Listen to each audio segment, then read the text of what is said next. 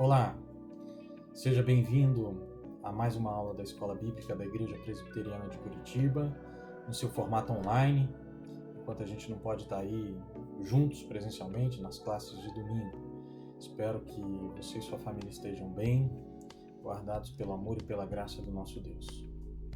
Essa é a quarta aula da nossa série intitulada Alegria na Adversidade, uma série baseada na carta de Paulo aos Filipenses. Lembro que na primeira aula com o seminarista Samuel Coelho, a gente abordou o tema da oração. Na segunda aula, com o presbítero Luiz Lima, abordamos o tema da unidade e da humildade. E na última aula, com o presbítero Carlos Alberto, a gente falou sobre a necessidade do crescimento, desenvolver a vossa salvação, como está escrito no capítulo 2 da carta de Paulo aos Filipenses. E nessa aula aqui, a quarta aula da série, nós trabalharemos sobre o capítulo 3 de Filipenses, todo o capítulo, do verso 1 ao 21. E eu queria te convidar a ler todo o capítulo 3 de Filipenses, e depois retornar aqui para a gente conversar um pouco mais sobre isso. Mas antes que você faça isso, eu quero orar com você. Deus, obrigado por mais essa oportunidade que Tu nos dás de ouvirmos, entendermos, de lermos, de nos aprofundarmos na Tua Palavra. Que o Senhor nos ilumine, que Teu Espírito Santo abra os nossos corações, nos dê entendimento sobre a verdade do Evangelho, que isso fique guardado nos nossos corações e que sejamos impactados mais uma vez pela Tua Palavra. É o que te pedimos e te agradecemos em nome de Jesus. Amém. Portanto, eu incentivo você a dar uma pausa no vídeo e lá, ler o capítulo 3 e voltar aqui para a gente conversar. Eu te espero. Muito bem. Agora que você já leu o capítulo 3 da carta de Paulo aos Filipenses, eu queria deixar aqui um pequeno contexto dessa carta, até para aqueles que não puderam acompanhar as aulas anteriores.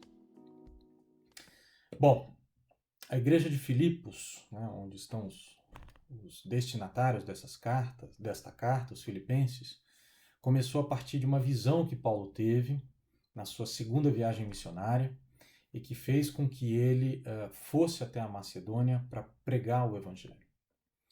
Essa foi a porta de entrada que Deus usou para que o Evangelho pudesse entrar na Europa. A cidade de Filipos era uma colônia romana, localizada na província da Macedônia, e tinha uma importância bastante grande, pela sua localização. Ela estava localizada à beira de uma estrada principal, da estrada principal que ligava a Ásia à Europa. Essa cidade era habitada aí, por soldados romanos aposentados, e seus habitantes desfrutavam dos privilégios da cidadania romana, entre eles o de poder participar de assembleias políticas, benefícios fiscais que eles tinham, entre vários outros privilégios. Ou seja, os cidadãos daquela cidade, eles tinham um certo status frente a outras cidades daquela mesma região. Isso é importante lembrar dentro desse contexto. A igreja, portanto, cresce nesse contexto social, uma igreja que ela é formada, em sua maioria, basicamente por gentílicos, e além, é claro, do contexto cultural e religioso da época na qual ela está inserida, que é altamente idólatra, promíscuo e permissivo quanto às suas práticas. Essa carta ela é escrita cerca de 10 anos depois do início da igreja em Filipos. Está retratado lá em Atos 16, se você quiser ler. Importante para conhecer esse contexto. E o fato é que nesse momento, 10 anos depois da primeira ida de Paulo a Filipos, quando essa carta é escrita, os filipenses encontram-se tristes. Tristes pela perseguição pela qual a igreja estava passando naquele momento. Isso está descrito e relatado no capítulo 1, no verso 28 dessa carta. Tristes pelo fato de Paulo, seu primeiro pastor, encontrar-se preso, né, provavelmente em Roma, da onde ele escreveu, escreveu essa carta, e tristes pelo irmão Epafrodito, lembra daquela comunidade que havia sido enviado para visitar Paulo no cárcere, para levar ofertas para ele e para, obviamente, contar notícias, levar notícias a respeito da igreja. Epafrodito havia sido acometido de uma doença grave, ele havia praticamente morrido, como Paulo conta no capítulo 2. Então, os filipenses, a igreja em Filipos, encontrava-se num momento de profunda tristeza. E, portanto, essa carta de Paulo, ela é, na verdade, uma carta de consolo, de ânimo a essa igreja, por isso que a alegria é o tema que permeia todo esse capítulo, né? Então, Paulo escreve essa carta, uma carta de consolo e de ânimo, frente a esse momento de adversidade que a igreja está passando. É a epístola mais afetuosa de Paulo, né? O que demonstra todo o seu carinho e apreço por aquela comunidade. Esse elemento está muito presente nos capítulos 1, 2 e 4 dessa carta. Mas Paulo, no capítulo 3, né, esse capítulo 3, parece que Paulo muda um pouco o tom da conversa e o rumo da conversa. E a gente percebe isso logo no início desse capítulo, no versículo 1, quando Paulo fala: quanto ao mais, irmãos meus, quanto ao mais. Parece que essa é uma frase que denota um encerramento, no mínimo, de uma ideia, né? E alguns comentaristas que dizem que, de fato, esse aqui talvez fosse o fim original, o encerramento original dessa carta. E, de fato, a gente pode perceber que já no final do capítulo 2, Paulo parece estar caminhando para o encerramento da carta. Quando ele fala de Timóteo, ele fala de Epafrodito. E quando ele chega aqui nessas palavras do versículo 1 do capítulo 3, quanto ao mais, irmãos meus, alegrai-vos no Senhor. Parece que, de fato, ele está encerrando a carta. Interessante que essa ideia aqui do alegrai-vos no Senhor, ela é retomada depois no capítulo 4, verso 8, aí sim para finalizar a carta, né, aos Filipenses. Então parece que algo acontece, né, aqui logo depois que Paulo escreve: quanto ao mais, irmãos meus, alegrai-vos no Senhor. Parece que algo acontece, parece que Paulo recebe alguma notícia, alguma novidade da igreja em Filipos que faz com que ele tome outro rumo, decida de encerrar a carta e necessite trabalhar algum outro tema importante para a comunidade de Filipenses, e que depois, lá no capítulo 4, ele retoma então o encerramento da carta.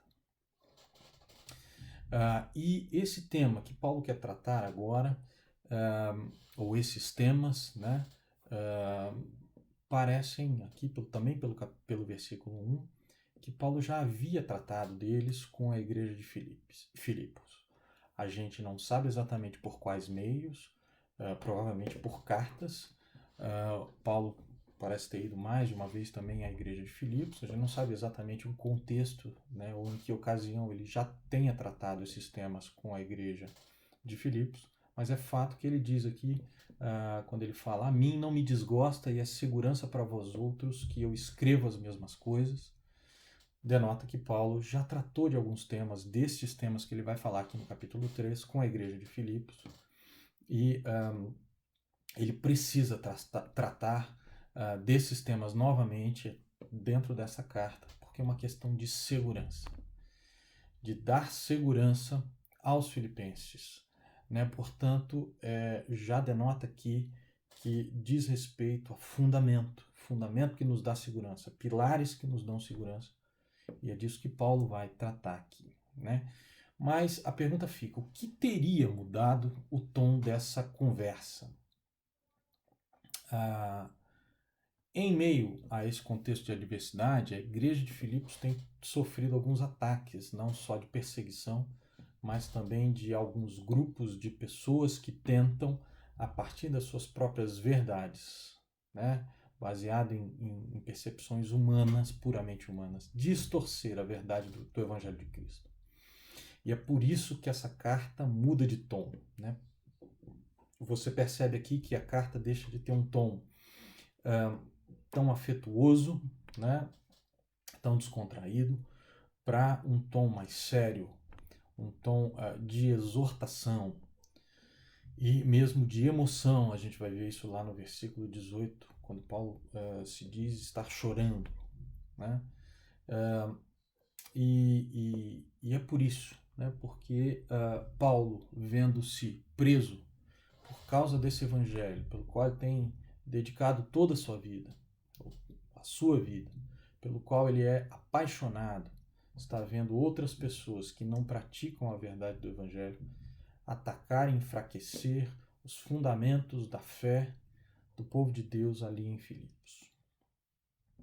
Paulo, então, nesse trecho do capítulo 3, exorta os filipenses, relembrando de alguns fundamentos da fé cristã que vão lhes dar segurança e também combatendo aqueles que têm distorcido o ensino e a verdade do Evangelho. Esse é o contexto que encontramos na carta de Paulo, e especificamente para esse trecho dessa carta.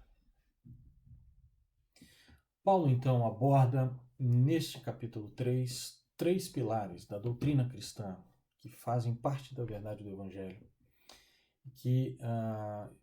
sobre os quais nós deveríamos meditar e lembrar a qualquer tempo, mas especialmente em tempos de adversidade como este em que estamos vivendo, como aquele em que vivia naquele momento os filipenses. Talvez necessite de uma visitação mais especial, mais constante. E o primeiro fundamento diz respeito à nossa justificação em Cristo. E ele trata disso nos versos 2 a 11. Existia um grupo chamado de judaizantes que pregavam que para uma pessoa ser salva necessariamente deveriam observar certas práticas judaicas. Paulo aqui trata especialmente da questão da circuncisão, e este inclusive era um tema que foi motivador da realização do Concílio de Jerusalém, descrito lá em Atos 15, portanto um tema até anterior à formação da igreja em Filipos, e um tema recorrente, já que depois de 10 anos esse tema ainda é recorrente na carta de Paulo. Para esses judaizantes, os gentios convertidos em Cristo deveriam necessariamente ser circuncidados para que fossem salvos, ou seja, eles estavam atrelando uma obra humana, carnal, à salvação. E Paulo, então, refuta de maneira veemente essa posição, chamando estes que pregam essas práticas como cães, ali no versículo 2. Né? Naquela época, os cães eram tratados de maneira diferente de como a gente os trata hoje em dia. Paulo chama também de falsos obreiros ou de maus obreiros. Paulo, então, alerta de forma incisiva, ele usa por 3 vezes o termo acautelai-vos, o que denota a importância que Paulo queria que os filipenses dessem a esse tema. Acautelai-vos, acautelai-vos. Né? Tenham cuidado. Tenham cuidado com a falsa circuncisão, aquela que é a circuncisão da carne. No fundo, o que esses judaizantes pregavam, estavam dizendo, é que a salvação deixava de ser somente pela graça. Conforme Paulo diz lá em Efésios 2, né?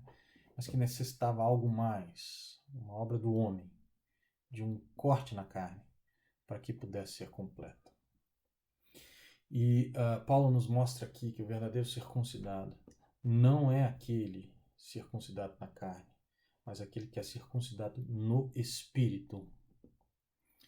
Esses judaizantes não entendiam que a circuncisão original, aquela lá proposta em Gênesis 17, era também um ato espiritual. Mas que a partir da nova aliança esse ato perde o sentido, o que Paulo fala lá em Romanos 4, e é substituído pelo batismo cristão, como mesmo Paulo cita lá em Colossenses 2, de 11 a 13. Então, o verdadeiro circuncidado é aquele que não coloca sua confiança na carne ou num ato carnal, mas aquele que coloca sua confiança em Deus, na graça do Senhor Jesus Cristo. E Paulo, então, refutando essa ideia, ele traz dois elementos importantes que a gente deveria observar. O primeiro, o verdadeiro circuncidado é identificado pela adoração a Deus, está ali no verso 3. Nós que somos a circuncisão, nós que adoramos a Deus. E uma adoração que é feita no Espírito. Né? Não é uma adoração a partir da carne, mas é uma adoração feita no Espírito. Em segundo lugar, o verdadeiro circuncidado é identificado pela centralidade da sua vida em Cristo Jesus. Diz ali, né, nós que nos gloriamos em Cristo Jesus. Nós é que somos a circuncisão. Nós que temos a nossa vida centrada em Cristo Jesus. E em terceiro lugar, também no versículo 3, o verdadeiro circuncidado é aquele que não confia na carne. Né? Que era justamente a prática religiosa desses judaizantes, né? Uma prática que tem origem humana, né? E é exatamente isso que eles pregavam, né? Que confiavam nos seus ritos, nas suas práticas. Paulo, então, passa a tratar aqui, a partir do capítulo 4, de algumas características, ou fazer um contraste a partir do versículo 4. Ele passa a fazer um contraste entre ele e esses judaizantes e dizer, olha, se tem alguém que, se fosse o caso da salvação ser pela carne, por obra da carne, ou por méritos da carne, se tem alguém aqui que poderia confiar na carne, este seria eu. Né? Olha, e aí ele começa a traçar aqui algumas características próprias dele, onde ele poderia se confiar. Primeiro, circuncidado ao 8º dia. Paulo estava aqui dizendo que ele foi circuncidado conforme prevê rigorosamente a lei judaica, né? E como foi o próprio Jesus Cristo. Segundo, da linhagem de Jacó, ou seja, ele poderia retroceder em toda a sua árvore genealógica e chegar até Jacó.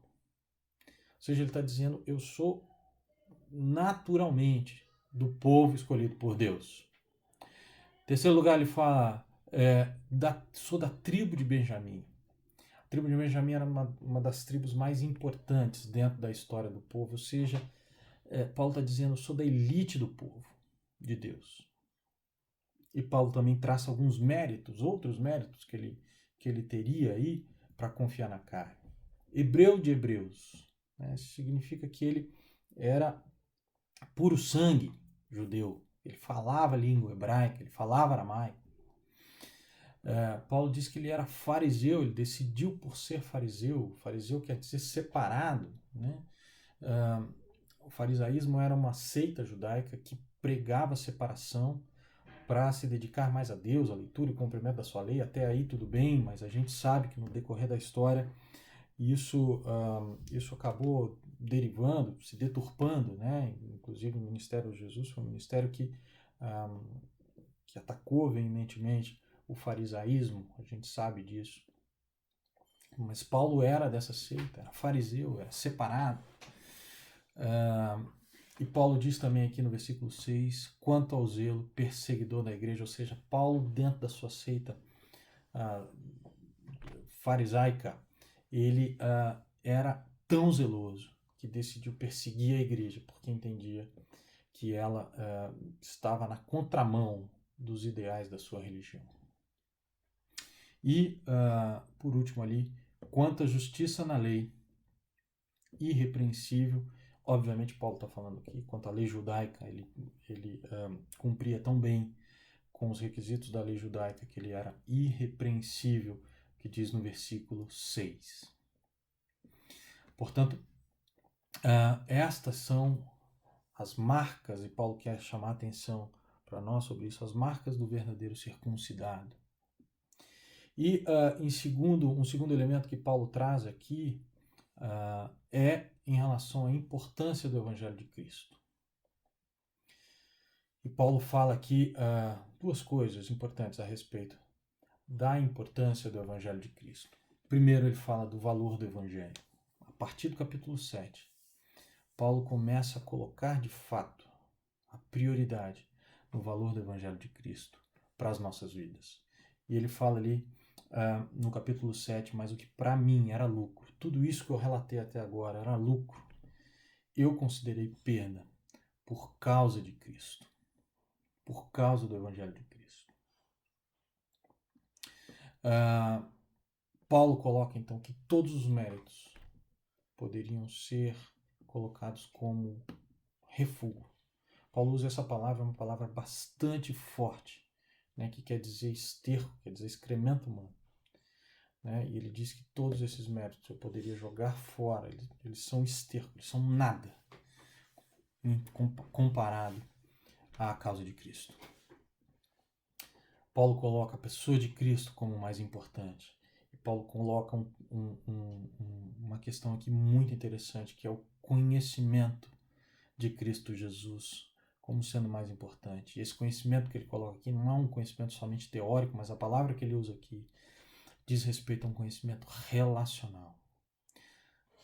Relação. Ele colocou tudo isso fora para ter uma relação com Cristo, uma relação de intimidade. Né? Paulo colocou todas essas coisas como perda para ter um verdadeiro relacionamento com Cristo Jesus. Esse amor a Cristo que reprioriza toda a nossa vida, que coloca em ordem e coloca como prioridade o Evangelho de Cristo. E além do valor do Evangelho de Cristo, Paulo fala do conteúdo do Evangelho aqui. Ele é muito forte na doutrina e traz um conteúdo de doutrina aqui, falando especificamente sobre a justificação. Né? No verso 9, ele fala que a justificação é obra de Deus. Né? A justiça que procede de Deus. A justificação é obra de Deus. Não há como nós, sendo pecadores, imundos como somos, por nossas próprias obras, sermos justificados perante Deus. Isso procede de Deus. Em segundo lugar, ele diz que a justificação é por meio de Cristo. Né? Por meio de Cristo. Em terceiro lugar, ele fala que a justificação é mediante a fé, recebida pela fé. A fé não é a base da salvação, mas a fé é um instrumento de apropriação da salvação. E em terceiro lugar, ele fala, ou em quarto lugar, ele fala da necessidade da comunhão com Cristo. Uma comunhão que nos dá poder da vida sobre a morte, que traz o poder da vida sobre a morte, o poder da sua ressurreição, está ali no verso 10. Que nos capacita para passar pelo sofrimento, um sofrimento por Cristo, uma vez que estamos ligados a Ele. E, em terceiro lugar, uma capacidade de olhar para o futuro com esperança.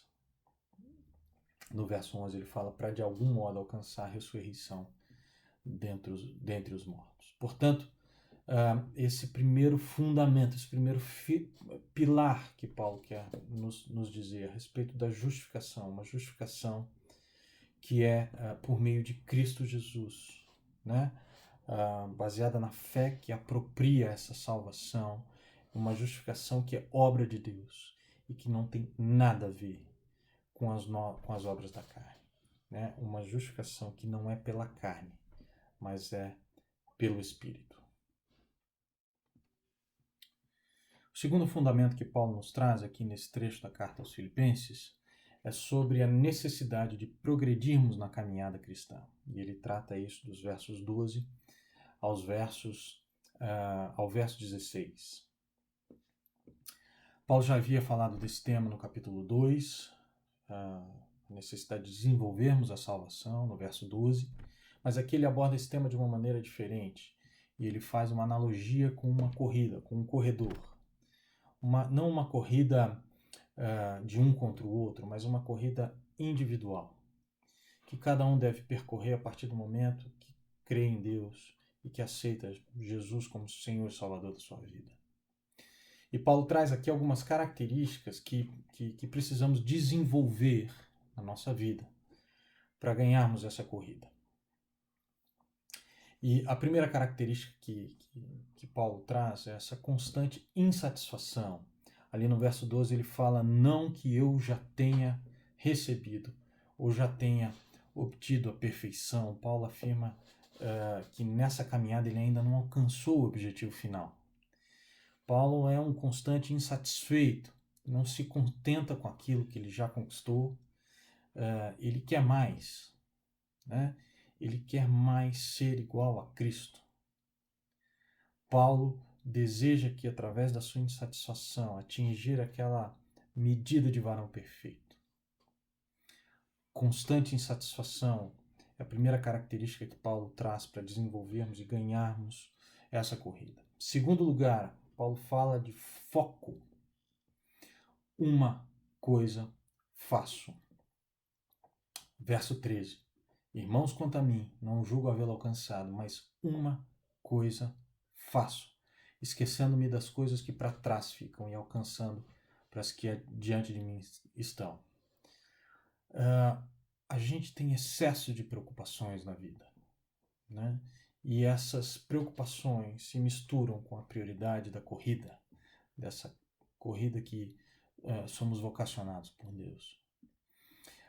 Assim como Marta, lá em Lucas 10, que estava inquieta e se preocupando com muita coisa, né? Jesus fala para ela e fala: olha, Marta, você devia se preocupar com uma coisa só, você está muito inquieta e está se preocupando com muitas coisas. Há muitas coisas na vida que tiram a nossa atenção, tiram o nosso foco, né?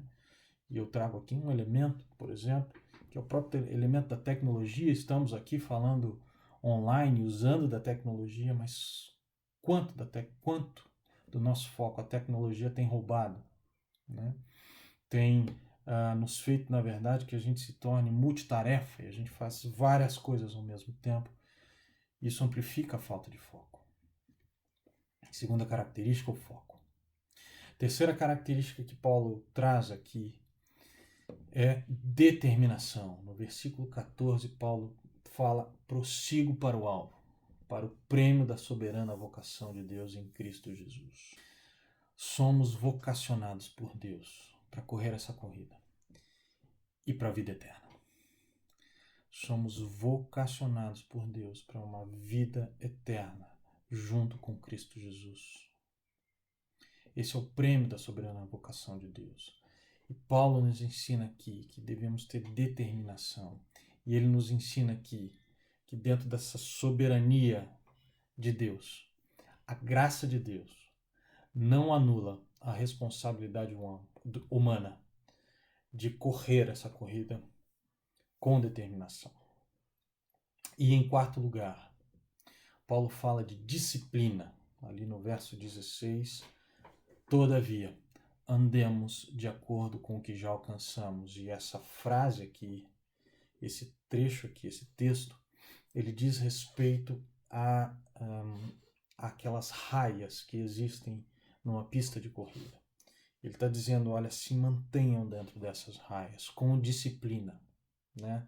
Não saiam dessas raias. Paulo diz lá em 1 Coríntios 9, 25, todo atleta em tudo se domina.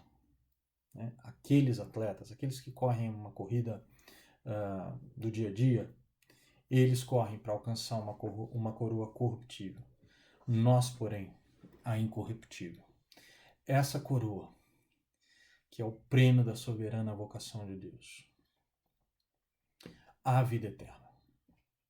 Nós devemos correr essa corrida com insatisfação, uma constante insatisfação santa, com foco, com determinação e com disciplina.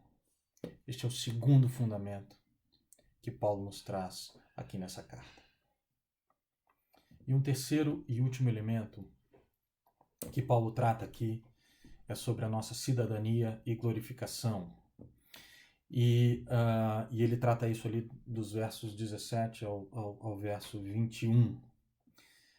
E antes de entrar nesse tema propriamente dito, Paulo traz aqui dois elementos importantes que eu queria destacar. O primeiro, obviamente, é que ele faz uma exortação contra os falsos mestres aí, né?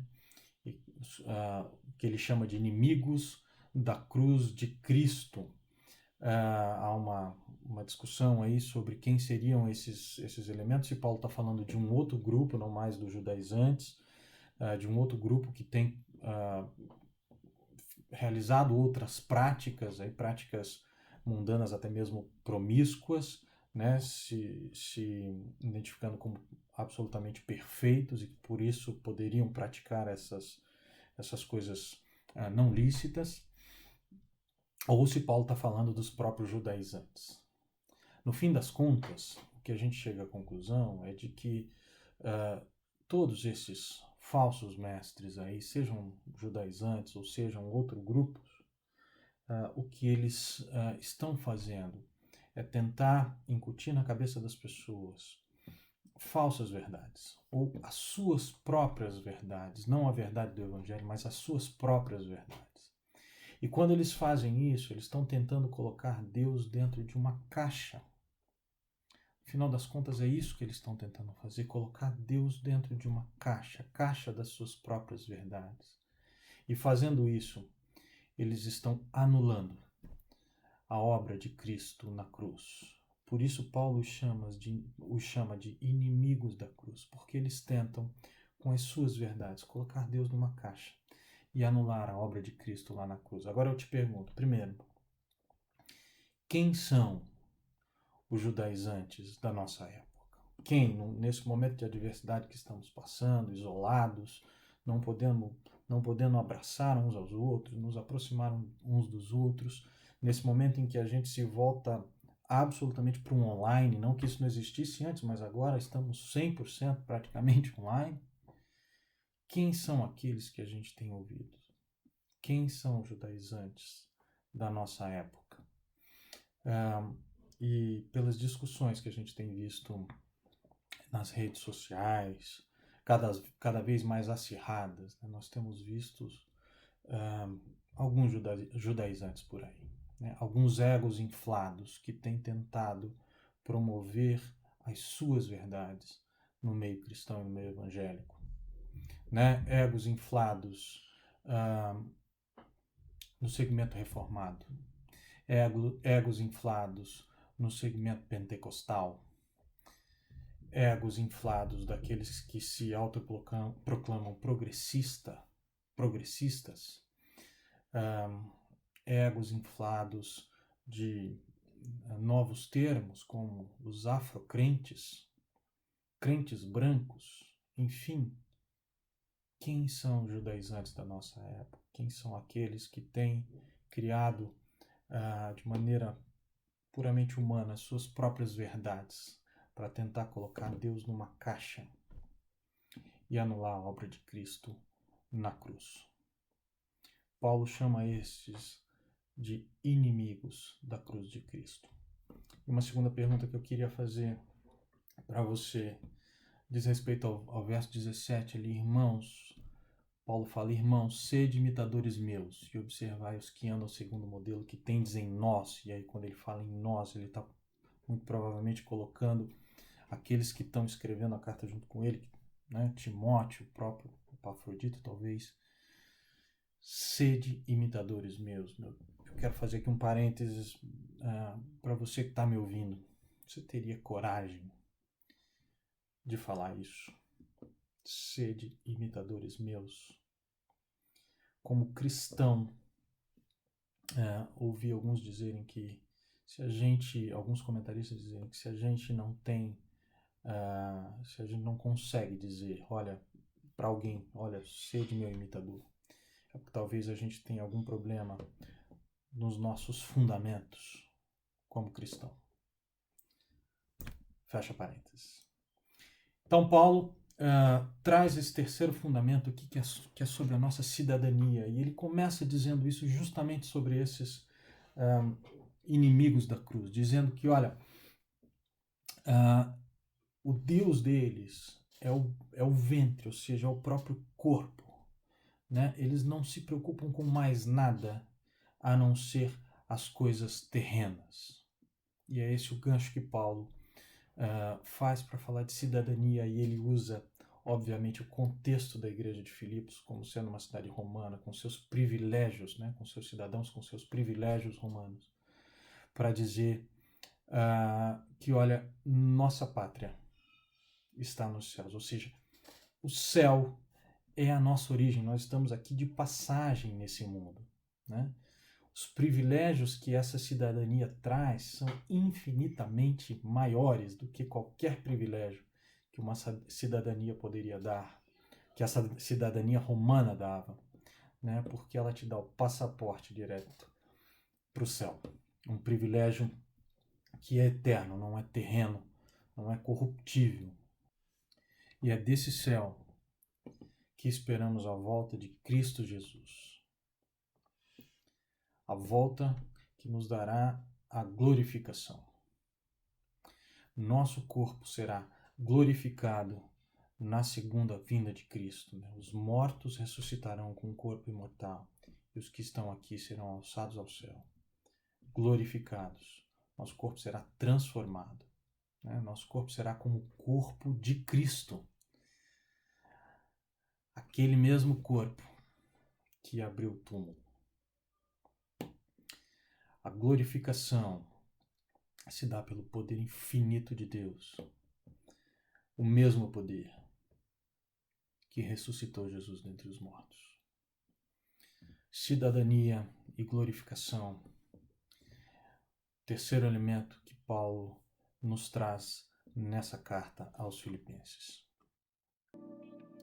Em tempos de adversidades, existe muita gente querendo trazer para nós verdades que distorcem a verdade do Evangelho, que não condizem com o Evangelho de Cristo.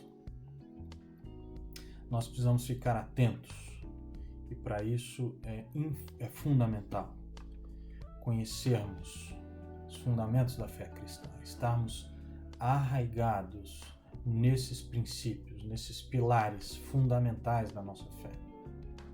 E Paulo aqui nos traz faz o circuito completo.